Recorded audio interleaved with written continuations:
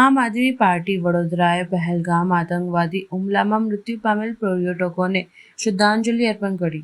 કાશ્મીરના પહેલગામમાં થયેલ ભયાનક આતંકવાદી હુમલામાં નિર્દોષ 28 પર્યટકોના અવસાનની દુઃખદ ઘટના સામે દેશભરમાં શોકની લાગણી છે।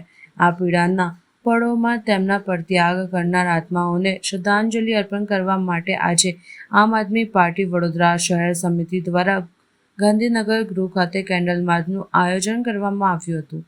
આ કાર્યક્રમમાં આમ આદમી પાર્ટીના શહેર પ્રમુખ શ્રી અશોક ઓઝા સહિત મોટી સંખ્યામાં કાર્યકરો જોડાયા હતા। મૌન પાળીને શ્રદ્ધાંજલિ આપવામાં આવી હતી અને આતંકી કૃત્યોની ઘોર નિંદા કરવામાં આવી હતી। આજે જે પહેલગામમાં 27 લોકો મૃત્યુ પામ્યા છે, ખરેખર તે બહુ ખૂબ જ મોટી દુઃખદ ઘટના છે। આજે એક યાત્રાળુઓ જો જમ્મુ કાશ્મીરમાં કે વૈષ્ણોદેવીના દર્શને ગયા હોય, નાના નાના બાળકો, સ્ત્રીઓ, પુરુષો, તેમને તો આતંકવાદ શું છે ખબર બી નથી। અને એવા લોકો, એવા 27 જણા જે ભોગ બન્યા છે અને મૃત્યુ પામ્યા છે આતંકવાદ। આજે ભારત દેશની અંદર આતંકવાદ છેલ્લા 2014 પછી જે વકર્યું છે, તેના માટે હું આપના માધ્યમથી વડાપ્રધાન શ્રી નરેન્દ્ર મોદીને જ સીધો સવાલ કરવા માગું છું કે 2014 પછી આવા આત્મઘાતી હુમલા મોટા નહોતા થતા। 2014 પછી જ કેમ આજે 12-13 વર્ષ કે 15 વર્ષની અંદર 30 હુમલા મોટા થયા છે।